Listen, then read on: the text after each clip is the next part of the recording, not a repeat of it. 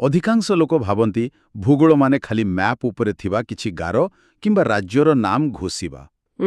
ଠିକ୍। କିନ୍ତୁ ପ୍ରକୃତରେ ଭୂଗୋଳ ହେଉଛି ଆମ ଇତିହାସ, ଆମ ଅର୍ଥନୀତି ଆଉ ଆମ ଦୈନନ୍ଦିନ ଜୀବନର ସବୁଠାରୁ ବଡ଼ ରିମୋଟ୍ କଣ୍ଟ୍ରୋଲ। ବିଲକୁଲ। ଆଉ ଏଇ ନୋଟ୍ସର ମଜା କଥା ହେଉଛି ଏହା କେବଳ ଫ୍ୟାକ୍ଟସ୍ ଦେଇନି, ପ୍ରକୃତିର କାରଖାନାରେ ଭାରତ କିପରି ତିଆରି ହୋଇଛି ତାର କାରଣ ବି ଲେଖା ଅଛି। ତେବେ ଚାଲନ୍ତୁ ପ୍ରଥମେ ସେହି ମ୍ୟାକ୍ରୋ ପିକ୍ଚର ବା ବଡ଼ ଚିତ୍ରରୁ ଆରମ୍ଭ କରିବା, ଆମ ଦେଶର ଅବସ୍ଥିତି ଆଉ ତାର ସୀମା। ଆଚ୍ଛା, ନୋଟ୍ସର ପ୍ରଥମ ପୃଷ୍ଠାରେ ଅଛି ଯେ ଆକାର ଦୃଷ୍ଟିରୁ ଭାରତ ବିଶ୍ୱର ସପ୍ତମ ବୃହତ୍ତମ ଦେଶ। କିନ୍ତୁ ମୋ ନଜର ଗୋଟେ ମଜାଦାର ସୂତ୍ର ଉପରେ ଅଟକିଗଲା। କେଉଁ ସୂତ୍ର? ସେଇଟା ଟ୍ରପିକ୍ ଅଫ୍ କ୍ୟାନ୍ସର ବା କର୍କଟ କ୍ରାନ୍ତି ଭାରତର 8ଟି ରାଜ୍ୟ ଦେଇ ଗତି କରୁଛି। ତାକୁ ମନେ ରଖିବା ପାଇଁ ପିଲାମାନେ ଲେଖିଛନ୍ତି charming Mizoram is going to trip of west JHMPRJ, ମାନେ ଛତିଶଗଡ଼, ମିଜୋରାମ, ଗୁଜରାଟ, ତ୍ରିପୁରା, ପଶ୍ଚିମବଙ୍ଗ, ଝାଡ଼ଖଣ୍ଡ, ମଧ୍ୟପ୍ରଦେଶ ଆଉ ରାଜସ୍ଥାନ। ଆରେ ବା, ବହୁତ କ୍ରିଏଟିଭ। କିନ୍ତୁ ମୋର ଗୋଟେ ପ୍ରଶ୍ନ ଅଛି। ସୂତ୍ରଟି ତ ବଢ଼ିଆ, ହେଲେ ପ୍ରକୃତରେ ଏହି ଗୋଟିଏ ଅଦୃଶ୍ୟ ରେଖା ଆମ ପାଇଁ ଏତେ ଜରୁରୀ କାହିଁକି? ଖାଲି କାଗଜ ଉପରେ ଗୋଟେ ଦାଗ ନୁହେଁ ତ ଏଇଟା? ନା, ଜମାରୁ ନୁହେଁ।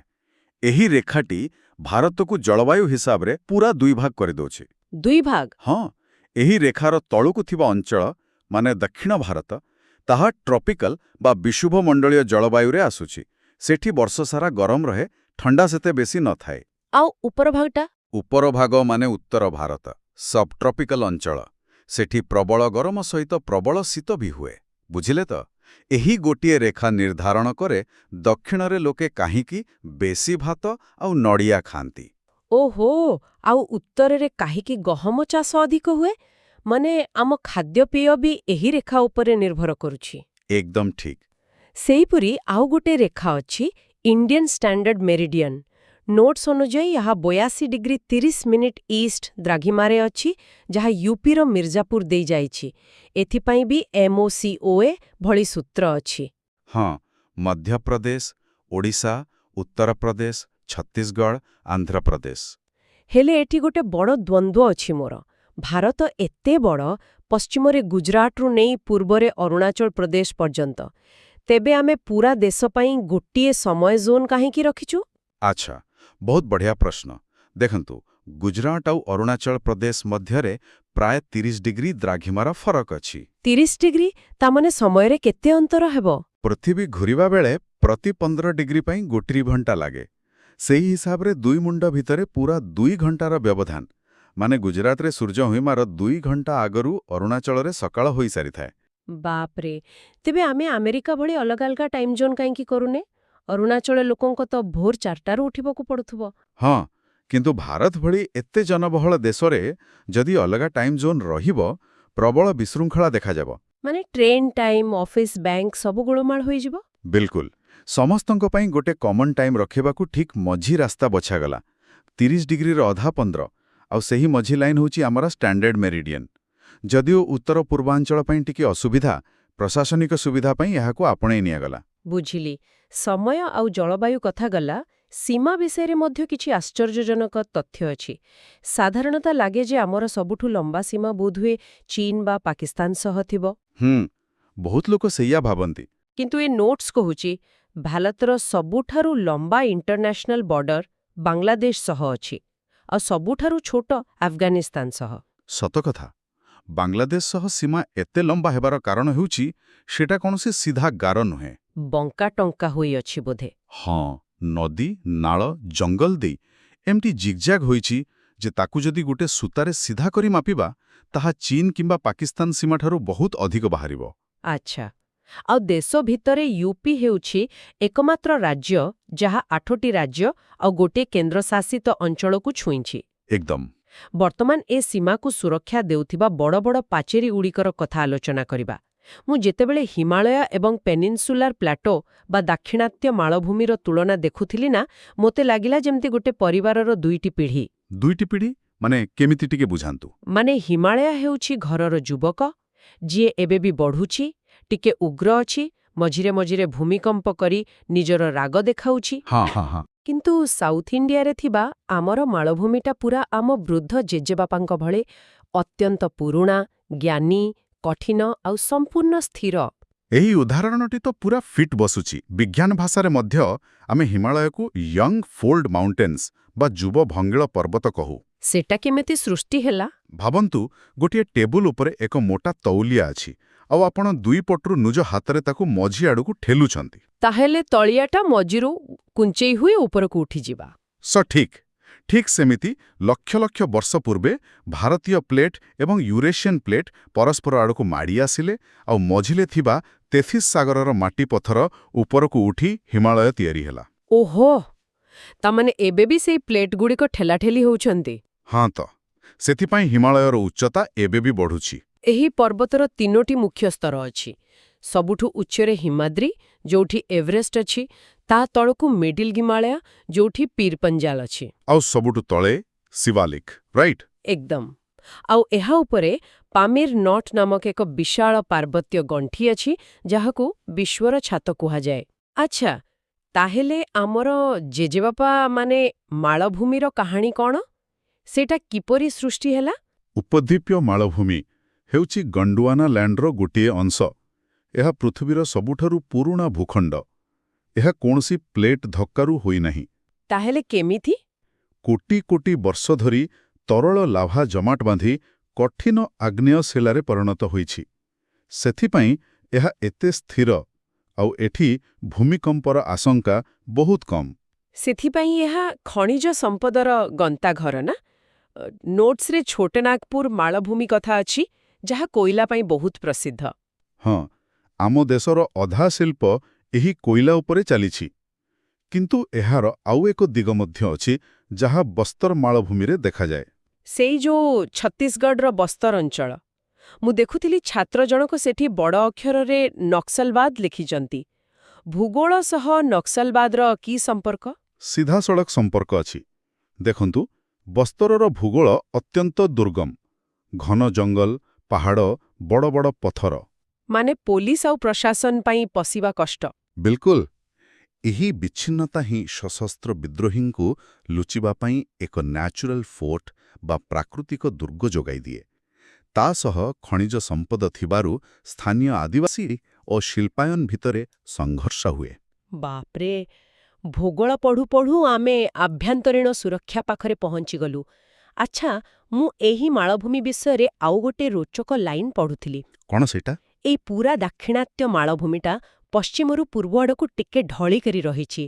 ମାନେ ଯଦି ପଶ୍ଚିମ ଘାଟରେ ଛିଡ଼ା ହୋଇ ଆମେ ଗୋଟେ ବଲ୍ ଗଡ଼େଇ ଦେବା, ସେଇଟା ଯାଇ ସିଧା ବଙ୍ଗୋପସାଗରରେ ପଡ଼ିବ। ଏକ୍ଜାକ୍ଟଲି। ଆଉ ସେହି ବଲ୍ଗୁଡ଼ିକ ଆଉ କେହି ନୁହନ୍ତି, ଆମର ବଡ଼ ବଡ଼ ନଦୀ। ଗୋଦାବରୀ, କୃଷ୍ଣା ଭଳି ନଦୀଗୁଡ଼ିକ। ହଁ, ସେ ଗୋଟିଏ ଢାଳ ଯୋଗୁଁ ହିଁ ଦକ୍ଷିଣ ଭାରତର ଅଧିକାଂଶ ନଦୀ ପଶ୍ଚିମରେ ସୃଷ୍ଟି ହୋଇ ପୂର୍ବ ଦିଗରେ ବହନ୍ତି।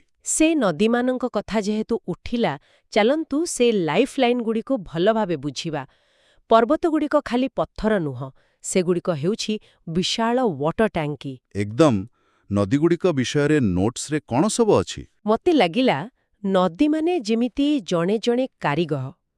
ହିମାଳୟରୁ ବାହାରୁଥିବା ଗଙ୍ଗା, ବ୍ରହ୍ମପୁତ୍ର ଭଳି ନଦୀ ହେଉଛନ୍ତି ୟଙ୍ଗ ଆଉ ଆକ୍ରାମକ କାରିଗର। କିପରି? ସେମାନେ ଉଚ୍ଚ ପାହାଡ଼ରୁ ସ୍ପିଡ୍ରେ ଖସନ୍ତି, ବରଫ ଆଉ ବର୍ଷା ଦୁଇଟା ଯାକର ପାଣି ପାଆନ୍ତି। ସାଙ୍ଗରେ ବହୁତ ମାଟି ପଥର ଆଣି ତଳେ ବିଛେଇ ଦିଅନ୍ତି, ଆଉ ସେଇଠିରୁ ହିଁ ଆମର ବିଶାଳ ସମତଳ ଭୂମି ସୃଷ୍ଟି ହୋଇଛି। ହଁ, ଗ୍ରେଟ୍ ପ୍ଲେନ୍ସ। ଏଥିରେ ଭାଙ୍ଗର ଆଉ ଖାଦର ମାଟି ଅଛି। ହଁ, ଭାଙ୍ଗର ହେଉଛି ପୁରୁଣା ମାଟି, ଯାହା ଟିକେ କମ୍ ଉର୍ବର, ଆଉ ଖାଦର ହେଉଛି ନୂଆ ପଟୁ ମାଟି, ଯାହା ଚାଷ ପାଇଁ ବରଦାନ। କିନ୍ତୁ ଅନ୍ୟପଟେ ଦକ୍ଷିଣ ଭାରତର ନଦୀଗୁଡ଼ିକ ସିଜନାଲ କର୍ମଚାରୀ ଭଳି, ଖାଲି ବର୍ଷା ଦିନ କାମ କରନ୍ତି। ସତ କହିଲେ, ହିମାଳୟ ନଦୀ ମଧ୍ୟରେ 3ଟି ବଡ଼ ସିଷ୍ଟମ ଅଛି: ସିନ୍ଧୁ, ଗଙ୍ଗା ଏବଂ ବ୍ରହ୍ମପୁତ୍ର। ଗଙ୍ଗା ପାଇଁ ସରକାରଙ୍କ ନମାମି ଗଙ୍ଗେ ପ୍ରକଳ୍ପ ଅଛି। ଆଉ ବ୍ରହ୍ମପୁତ୍ର ଭିତରେ ଥିବା মাজୁଲି ଦ୍ୱୀପ କଥା ବି ଲେଖାଇଛି। ହଁ, ବିଶ୍ୱର ସବୁଠାରୁ ବଡ଼ ନଦୀ ଦ୍ୱୀପ। ଆଉ ସିନ୍ଧି ନଦୀ ବିଷୟରେ ନୋଟ୍ରେ ଆଉ ଗୋଟେ ଗୁରୁତ୍ୱପୂର୍ଣ୍ଣ କଥା ଅଛି: 1960 ମସିହାର ଇଣ୍ଡସ୍ ୱାଟର ଟ୍ରିଟି ବା ସିନ୍ଧୁ ଜଳ ଚୁକ୍ତି। ସେଇଟା ତ ଭାରତ ଆଉ ପାକିସ୍ତାନ ଭିତରେ ହୋଇଥିଲା ନା, ବିଶ୍ୱ ବ୍ୟାଙ୍କ ମଧ୍ୟସ୍ଥତାରେ। ଏକଦମ। ସେଥିରେ ଥିବା 6ଟି ନଦୀରୁ ଉପର 3ଟି ମାନେ ସିନ୍ଧୁ, ଝେଲମ, ଚେନାବର ପାଣି ପାକିସ୍ତାନ ବ୍ୟବହାର କରିବାକୁ ସ୍ଥିର ହେଲା, ଆଉ ତଳର 3ଟି ରାବି, ବ୍ୟାସ, ଶତଦ୍ରୁ ଭାରତ ପାଇଁ। ଭାବନ୍ତୁ ଟିକେ, ନିଜର ସବୁଠୁ ବଡ଼ ଶତ୍ରୁ ସହ ଗୋଟିଏ ୱାଟର ଟ୍ୟାଙ୍କି ସେୟାର କରିବା ଭଳି କଥା। ଆଚ୍ଛା, ଏଇଠି ମୁଁ ଟିକେ ଅଟକିବି। ପେନିନସୁଲାର ବା ଉପଦ୍ୱୀପୀୟ ନଦୀଗୁଡ଼ିକୁ ପଢ଼ିବା ବେଳେ ମୋ ମୁଣ୍ଡ ଟିକେ ଗୋଳମାଳ ହୋଇଗଲା। କାହିଁକି, କ'ଣ ହେଲା? ଆପଣ ଏବେ କହିଲେ ଯେ ମାଳଭୂମିର ଢାଳ ପୂର୍ବ ଆଡ଼କୁ ଅଛି, ସବୁ ନଦୀ ପୂର୍ବକୁ ବୋହୁଛନ୍ତି। ହଁ, ମୁଁ କହିଥିଲି। ତେବେ ଏହି ନର୍ମଦା ଆଉ ତାପ୍ତି ନଦୀ ଦୁଇଟା ଓଲଟା କାହିଁକି ବୋହୁଛନ୍ତି? ମାନେ ପଶ୍ଚିମ ଆଡ଼କୁ ଯାଇ ଆରବ ସାଗରରେ ପଡ଼ୁଛନ୍ତି। ସେମାନେ କ'ଣ ମାଧ୍ୟାକର୍ଷଣ ଶକ୍ତି ମାନୁନାହାନ୍ତି? ଏହାର ରହସ୍ୟ କ'ଣ? ରହସ୍ୟଟା ହେଉଛି ରିଫ୍ଟ ଭ୍ୟାଲି ବା ଫାଟ ଉପତ୍ୟକା। ନର୍ମଦା ଆଉ ତାପ୍ତି ସାଧାରଣ ଜମି ଉପରେ ବହୁନାହାନ୍ତି। ତାହେଲେ କେଉଁଠି ବୋହୁଛନ୍ତି? ଧରନ୍ତୁ ଆପଣଙ୍କ ଘରର ଚଟାଣ ପୂର୍ବ ଦିଗକୁ ଟିକେ ଢଳିଛି, ପାଣି ଢାଳିଲେ ପୂର୍ବକୁ ଯିବ। କିନ୍ତୁ ଯଦି ମଝିରେ ଏକ ଗଭୀର ଫାଟ ଥାଏ ଆଉ ସେଇ ଫାଟର ଢାଳ ପଶ୍ଚିମ ଆଡ଼କୁ ଥାଏ। ଓହୋ, ତେବେ ପାଣି ସେଇ ଫାଟ ଭିତରେ ପଶି ପଶ୍ଚିମକୁ ହିଁ ଯିବ। ଏକ୍ଜାକ୍ଟଲି। ବିନ୍ଧ୍ୟା ଏବଂ ସାତପୁରା ପର୍ବତମାଳା ମଧ୍ୟରେ ଭୂମିକମ୍ପ ବା ଚାପ ଯୋଗୁଁ ଆଗରୁ ବିରାଟ ଫାଟ ସୃଷ୍ଟି ହୋଇଛି। ଏହି ଦୁଇ ନଦୀ ସେହି ଗଭୀର ଫାଟ ଦେଇ ବୋହୁଛନ୍ତି। ସେଥିପାଇଁ ମାଳଭୂମିର ଢାଳକୁ ନ ମାନି ଓଲଟା ବୋହୁଛନ୍ତି। ବାଃ, କି ବଢ଼ିଆ କଥା! ସେଥିପାଇଁ ବୋଧେ ନର୍ମଦା ଆଉ ତାପ୍ତି ମୁହାଣରେ କୌଣସି ଡେଲ୍ଟା ବା ବଦ୍ୱୀପ ନାହିଁ। ନୋଟ୍ସରେ ଅଛି ସେମାନେ ଏସ୍ଚୁଏରି ସୃଷ୍ଟି କରନ୍ତି। ହଁ, ମାନେ ଡେଲ୍ଟା ଆଉ ଏସ୍ଚୁଏରି ଭିତରେ ଫରକଟା ଜାଣିଛନ୍ତି ତ? ଆପଣ ବୁଝେଇ ଦିଅନ୍ତୁ। ଦେଖନ୍ତୁ, ପୂର୍ବକୁ ବହୁଥିବା କୃଷ୍ଣା କିମ୍ବା ଗୋଦାବରୀ ଭଳି ନଦୀ ବହୁତ ଦୂରରୁ ମାଟି ଧରି ଆସନ୍ତି। ସମୁଦ୍ର ପାଖରେ ଗତି କମିଯାଏ ଆଉ ମାଟି ଜମା ହୋଇ ନଦୀଟି ହାତପଙ୍କା ଭଳି ଖୋଲିଯାଏ। ସେଇଟା ହେଲା ଡେଲ୍ଟା। ଆଚ୍ଛା, ଆଉ ନର୍ମଦା ତାପ୍ତି ତ ପଥର ଫାଟରେ ବୋହୁଛନ୍ତି, ମାଟି ନାହିଁ। ହଁ, ତେଣୁ ସେମାନେ ପାଇପ୍ରୁ ପାଣି ବାହାରିଲା ଭଳି ସିଧା ଯାଇ ସମୁଦ୍ରରେ ମିଶିଯାଆନ୍ତି। ସେଇଟାକୁ ହିଁ ଏସ୍ଚୁଏରି କହନ୍ତି। ପୁରା ଗେମ୍ ବଦଳି ଯାଇଥାଏ। ଆଚ୍ଛା, ନଦୀ କଥା ଗଲା, ଏବେ ଚାଲନ୍ତୁ ଆମ ଦେଶର ଶେଷ ସୀମାକୁ ଯିବା, ଯେଉଁଠି ମାଟି ସମୁଦ୍ର ସହ ମିଶେ। ଘାଟ, ଉପକୂଳ ଆଉ ଆମର ଦ୍ୱୀପପୁଞ୍ଜ। ଏଇଟା ବି ବହୁତ ଇଣ୍ଟରେଷ୍ଟିଂ ପାର୍ଟ। ନୋଟ୍ସ ଅନୁଯାୟୀ ଭାରତର ୱେଷ୍ଟର୍ଣ୍ଣ ଘାଟ୍ସ ଆଉ ଇଷ୍ଟର୍ଣ୍ଣ ଘାଟ୍ସ ମାନେ ପଶ୍ଚିମା ଓ ପୂର୍ବ ଘାଟ ପୁରା ଅଲଗା। ପଶ୍ଚିମ ଘାଟ ଏକ ଲମ୍ବା ଉଚ୍ଚ ପାଚେରୀ ଭଳି କଣ୍ଟିନ୍ୟୁଅସ୍ ଅଛି, କିନ୍ତୁ ପୂର୍ବ ଘାଟ ଖଣ୍ଡ ବିଖଣ୍ଡିତ। ଆଉ ଗୋଟେ କଥା, ପୂର୍ବ ଉପକୂଳ ବହୁତ ଚଉଡ଼ା ହେଲେ ପଶ୍ଚିମ ଉପକୂଳ ବହୁତ ସଂକୀର୍ଣ୍ଣ। ଏମିତି କାହିଁକି? ଏହାର ଉତ୍ତର ଆମେ ଏବେ ଯେଉଁ ନଦୀ କଥା କହିଲେ ନା, ସେଇଥିରେ ହିଁ ଲୁଚିଛି। ମାନେ? ପଶ୍ଚିମ ଘାଟ ଉଚ୍ଚ ପାଚେରୀ ହୋଇଥିବାରୁ ଆରବ ସାଗରରୁ ଆସୁଥିବା ମୌସୁମୀ ବାୟୁକୁ ଅଟକାଇ ସେଠି ପ୍ରବଳ ବର୍ଷା କରାଏ। କିନ୍ତୁ ପୂର୍ବ ଘାଟ ଭାଙ୍ଗିଯାଇଛି କାହିଁକି ଜାଣିଛନ୍ତି? କାରଣ ଗୋଦାବରୀ, କୃଷ୍ଣା, ମହାନଦୀ ଏମାନେ ଲକ୍ଷ ଲକ୍ଷ ବର୍ଷ ଧରି ବୋହି ବୋହି ପୂର୍ବ ଘାଟର ପାହାଡ଼ଗୁଡ଼ିକୁ କାଟି ଖଣ୍ଡ ଖଣ୍ଡ କରିଦେଇଛନ୍ତି। ଓହୋ, ଆଉ ସେମାନେ ଆଣିଥିବା ମାଟି ଯୋଗୁଁ ହିଁ ପୂର୍ବ ଉପକୂଳ ଏତେ ଚଉଡ଼ା ଆଉ କୃଷି ପାଇଁ ଭଲ। ବିଲକୁଲ ସଠିକ୍ ଧରିଲେ। ପ୍ରକୃତି ସତରେ କେମିତି ସବୁ କିଛି ଲିଙ୍କ କରି ରଖିଛି। ଏବେ ମୋର ସବୁଠୁ ଫେଭରେଟ୍ ବିଷୟ, ଦ୍ୱୀପପୁଞ୍ଜ। ମୁଁ ପଢ଼ି ଆଶ୍ଚର୍ଯ୍ୟ ହେଲି ଯେ ଆଣ୍ଡାମାନ ନିକୋବର ଆଉ ଲାକ୍ଷାଦ୍ୱୀପର ତିଆରି ହେବା ପ୍ରକ୍ରିୟା ଆକାଶ ପାତାଳ ଫରକ। ହଁ, ତାଙ୍କର ଗଠନ ପୁରା ଅଲଗା। ବଙ୍ଗୋପସାଗରରେ ଥିବା ଆଣ୍ଡାମାନ ନିକୋବର ଆଗ୍ନେୟଗିରିରୁ ସୃଷ୍ଟି। ସେଠାରେ ଆମ ଦେଶର એકમાત્ર ସକ୍ରିୟ ଆଗ୍ନେୟଗିରି ବ୍ୟାରେନ୍ ଆଇଲ୍ୟାଣ୍ଡ ଅଛି। ଆଉ ଆଣ୍ଡାମାନ ଓ ନିକୋବରକୁ 10 ଡିଗ୍ରୀ ଚ୍ୟାନେଲ ଅଲଗା କରୁଛି ବୋଲି ନୋଟ୍ସରେ ଅଛି। ମୋତେ ଗୋଟେ କଥା କୁହନ୍ତୁ, ଏ ଚ୍ୟାନେଲ କ'ଣ ଟିଭି ଚ୍ୟାନେଲ ଭଳି କିଛି କି? ନା ନା, ଭୂଗୋଳରେ ଚ୍ୟାନେଲ ମାନେ ସମୁଦ୍ରର ଏକ ପ୍ରଶସ୍ତ ଜଳପଥ ଯାହା ଦୁଇଟି ବଡ଼ ଭୂଖଣ୍ଡକୁ ଅଲଗା କରେ।